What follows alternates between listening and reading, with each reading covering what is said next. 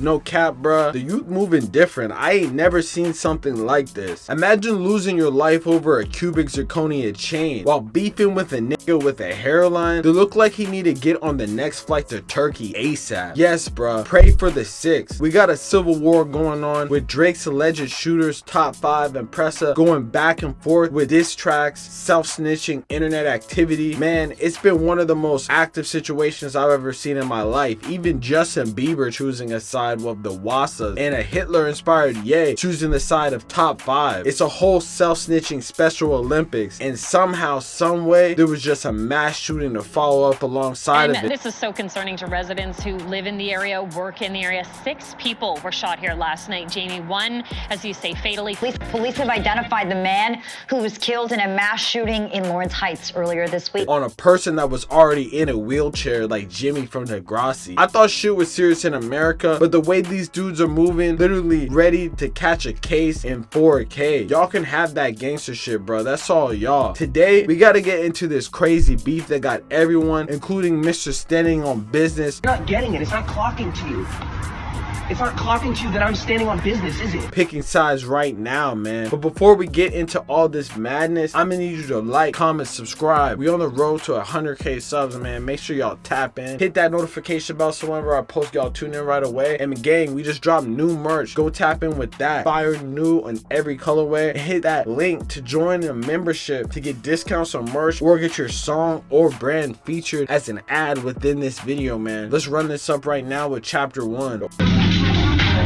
Toronto is one of the safest major cities in the world according to the Economic Safe City Index. While main parts of the city are heavily policed and very safe, this just allows for gentrification to push different minority groups into its network of public housing neighborhoods, concentrating crime in these areas. This allows gangs to pretty much do whatever they want, and that seems like exactly the backdrop for how several groups came to odds in this situation. Not so long ago, there was a time when everyone got along. Top5 and Pressa were both on good terms, seemingly due to their orbit around Drake, but as you probably noticed this year, it seems like things in the six have taken a turn for the worse, with both sides crashing out publicly on social media after back-to-back chain snatchings. The trolling obviously went too far, and fast forward just a couple weeks ago, and it apparently resulted in a mass shooting that left 5 people with major gunshot wounds and 1 person dead. The dissing still continues, with people trolling dead ones and no end in sight. While members of BFR and the G's have been known to have fake beef in the past, the animosity and level of disrespect point to this being very real. In order to understand how shit can get this deep though, you gotta run all this shit back to the jump, because something so insignificant as a club appearance can seemingly cause an all-out war against 3 groups that were literally all cool not too long ago. If you've been tapped in with the Toronto scene, you probably heard of Pressa, the rapper from Jane and Finch neighborhood that many call Driftwood. He's affiliated with a crib set called the Wassas, but they also go by their label name BFR. They're actually known for straight beefing and getting off on a crazy ass kidnapping charge back in the day. I probably wouldn't mess with them because they got a crazy reputation in both Canada and the States, being involved allegedly in a Super Bowl night shooting that left Kodak Black wounded with a gunshot wound to the leg. Pressa being their main member, they also got Bundog, who's a close associate and makes moves behind the scene on the business end, and YG, who often makes songs with Pressa. At the same time, you have another rapper who's closely associated named K Money, but he's from a set called MG4L, or Mesquite Gang 4L. You know, Mesquite being slang for like unfortunate or some shit like that. You know, Drake got it on his face. I'm not sure if it's showing love to those niggas or just the city roots in general. That's besides the point. K Money is close with the Wassas. At the same time, from the Lawrence Heights section of the city is a rapper Top5. He's associated with a group called the G's, or the Jungle City Bloods. He's formerly accused of being involved in a shooting that murked a college student, but he's been on a crash out publicity tour after beating that case, but has been pretty much beefing with anyone and everyone, and somehow was able to fly to link with Ye while still being on an ankle monitor that allegedly turned out to be fake. Everything was all good with these 3 groups until sometimes around 3 weeks ago, Top5 were going on a rant on his story after discovering BFR tapped in with XO out on a trip to Dubai at a club. This obviously looks terrible, you know, since the whole Drake beefing with the Weeknd situation that resulted in 2 shootings in both Toronto and LA. But many Many believe that Top 5's rant was actually just an excuse to beef with these niggas regardless. Apparently Top 5 was signed to BFR at one point and was looking to be independent, especially since he was getting a lot more motion at the time than all of them, with his streaming and with Ye. I mean, it kind of makes sense. He was more of an influencer type figure rather than rapping anyways. Like, he has like one song, but in reality you really know him for being like a type of controversial figure within the mediascape and getting a lot of views doing it. Honestly, I feel like he's better as a streamer. Bro's a hilarious streamer. I would actually tap into his shit because he just doesn't give a fuck. He's crazy. Like many things in the rap world though, the music business could cause your best friends to be enemies so quick just over bad contracts. The Wassas would respond by dissing on IG, and Pressa would drop a diss track teased by showing Top 5 with the bra on. This off-rip was already looking like it was gonna spiral out of control, and it looks like it caused a major rift within a pair of chain snatchings by members of MG4L and the G's, which we're gonna get into in chapter 2, Greasy Neck Tour.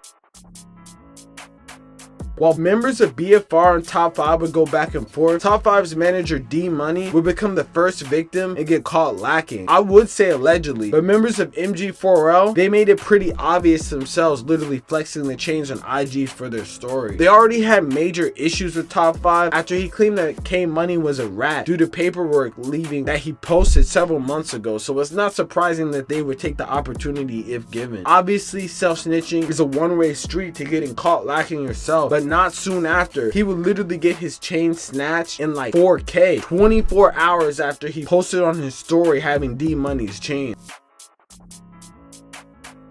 Not only that, but a video would show how the incident went down from CCTV cameras. It seemed like it happened at some type of studio location or something like that, but it seems like a total backdoor incident. Surely, right after Top 5 had to do a little victory lap, posting his manager's chain and the chain that he took from K Money. Hey, Money. Shout out D Money.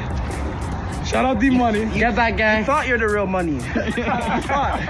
Let's go. Bro literally does not care. He went on his stream at a theme park called Wonderland and had fans rocking the chain and passing it around, and it seemed like all fun and games. But shortly while this would happen, a dark turn would happen literally the same night when a mass shooting would go down in Top 5's neighborhood as he was streaming at the theme park, which we'll get into in chapter 3, the murder of John Doe. While Top 5 had all this going on, it seems like others had a sinister plot in mind, and an armed group of all black wearing people just rolled up into the Lawrence Heights neighborhood and did some dirty work that got hella people hit up. And police are also searching for multiple suspects after a fatal shooting in Lawrence Heights. CB24's Courtney Heels is live at the scene with the latest. Courtney.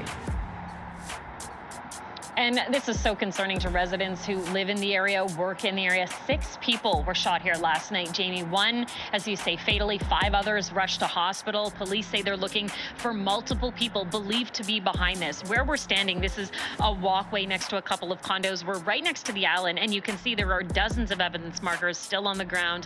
Officers are photographing the scene. They're trying to piece together what happened. And what we've heard from a lot of people who live in the area, they say there was a gathering here on the bench when the suspects approached and opened fire. Many people were here. We noticed some of the evidence that they're marking here included, bags of food, some clothing. So it was obvious this is where people were hanging out. And talking to residents, many of us telling us that this is where people do sit, especially on a hot night like last night.